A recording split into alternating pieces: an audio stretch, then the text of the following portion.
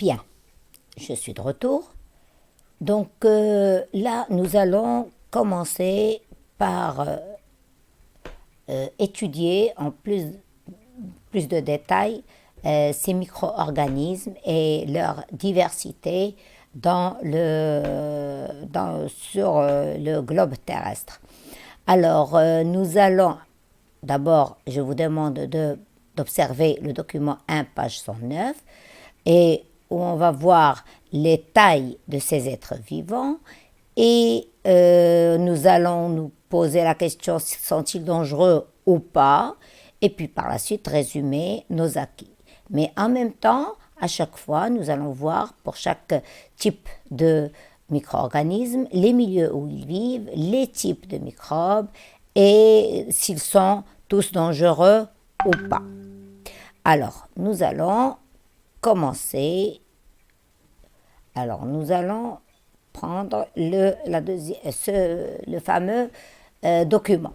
Donc, première des choses, nous allons voir les types de micro-organismes qui existent sur Terre. D'abord, on nous dit il y a des protozoaires. Ensuite, il y a les bactéries, ensuite les champignons microscopiques et finalement, il y a les virus.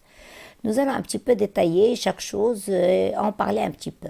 Prenons par exemple les protozoaires. C'est quoi les protozoaires? On nous dit ici il y a une paramécie, une amibe, le leishmania, le trypanosome. Ça, ce sont que 4 exemples, mais au fait il y en a des centaines d'espèces, même des milliers d'espèces de protozoaires autres que celles-là. Mais bon, on va en étudier juste celle-là pour l'exemple. Donc, de quoi on va parler? On va parler par exemple de cette paramécie. Et de cette amibe, ce sont tout simplement des êtres vivants à part entière qui vivent, qui se nourrissent, qui meurent, qui bien sûr se multiplient, ça c'est sûr, et qui meurent, voilà. Mais tout ça, c'est une seule cellule. Chaque organisme est constitué d'une et une seule cellule. C'est, par exemple, la paramécie. Alors, la paramécie, comment elle se fait pour se multiplier? Parlons-en. Tout simplement par division cellulaire. On dit c'est la scissiparité, division par scissiparité. Une cellule mère, c'est-à-dire une paramécie mère, va donner naissance à un certain moment de sa vie à 2 autres cellules filles, ainsi que l'amibe, ainsi que la leishmania et le trypanosome. Maintenant, ces protozoaires, sont-ils tous nuisibles ou ne le sont-ils pas? Alors, vu que ces paramécies et cette amibe, et enfin ces protozoaires en général, vivent dans les eaux stagnante, autrement dit qui ne bouge pas. Et donc finalement, cette eau devient, on va dire, saumâtre et souillée. Souillée par quoi? Eh bien par ces protozoaires. Donc tant que ces protozoaires vivent dans cette eau, ils ne nous concernent pas et ils ne nous dérangent pas. Mais si on prend par exemple une paramécie dans l'eau, dans une eau, même si elle nous paraît propre, hein, un petit verre d'eau comme ça, qu'on prend de n'importe où, d'un étang ou de je ne sais pas quoi, eh bien, il peut très bien contenir des paramécies et des amibes et nous provoquer des gros problèmes même, c'est-à-dire des maladies comme l'amibiose, etc., etc. Mais tant qu'ils sont chez eux, ils ne nous dérangent pas. Le trypanosome, lui, est un cas très intéressant et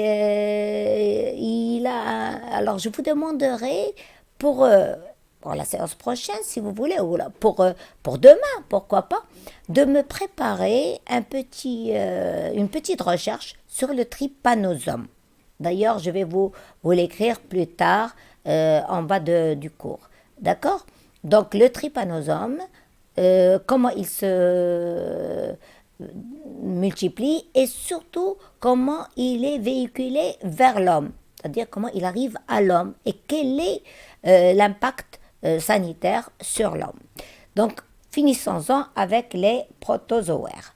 Mais avant de de parler, de tout regarder d'abord ces chiffres-là, 0,1, 2 mm, 20 à 30 micromètres, 1,5 à 2 micromètres. Et puis là, par exemple, le virus de 0,06 micromètres. Autrement dit, comme vous voyez, le micromètre, c'est 10, 1 micromètre égale 10 moins 3 mm, c'est-à-dire 0,001 mm. Donc, qu'est-ce que vous remarquez? Bien sûr, vous remarquez qu'ils sont très petits. Et par conséquent, même, on peut dire, ils sont invisibles à l'œil nu et ils ne sont visibles qu'au microscope. Et c'est pour cela, d'ailleurs, qu'on les appelle des micro-organismes. Bien. Alors, les bactéries maintenant. Les bactéries, il y en a 3 types. Les bacilles, en général, il y a plusieurs bacilles, pas seulement le bacille lactique, il y a plusieurs types de bacilles qu'on va étudier plus tard. Ce n'est pas la peine de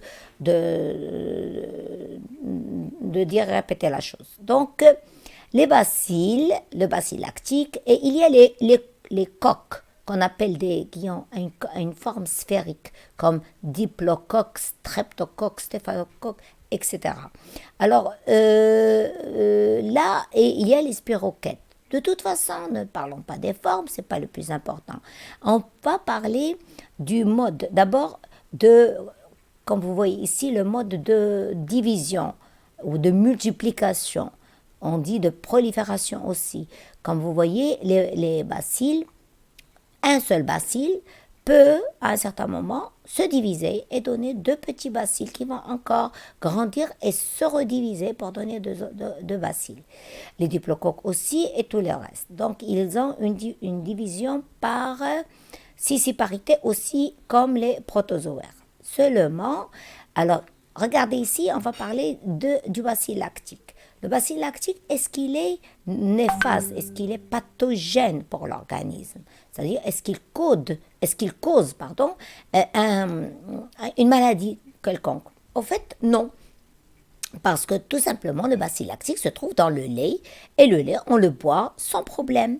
Par exemple, le lait normal, le lait qu'on achète dans les bouteilles, c'est un lait qui contient beaucoup de bacilles lactiques. Mais ce bacille lactique, il est au contraire intéressant pour le corps, pour nous. Pourquoi? Parce qu'il fait cailler le lait. Et par conséquent, on peut fabriquer des fromages, on peut fabriquer quoi encore? Les yaourts, les raibis, etc., etc. Donc, il n'est pas pathogène, il est même utile dans le domaine gastronomique. Sinon, alors il y a les coques. Alors les coques en général sont méchants, ils sont pathogènes. Alors par exemple le diplocoque, nous allons l'étudier plus tard. Il provoque tout simplement la pneumonie, c'est-à-dire la maladie des poumons, mardarria comme on dit. Et donc là, c'est très grave, il peut être très dangereux pour l'organisme, il est même mortel. Le streptocoque, le spirochète. Alors, le spirochète de la syphilis, elle aussi, elle provoque une maladie qu'on appelle la syphilis. C'est une maladie sexuellement transmissible chez l'homme, assez dangereuse quand même, et qu'on va étudier en fin d'année.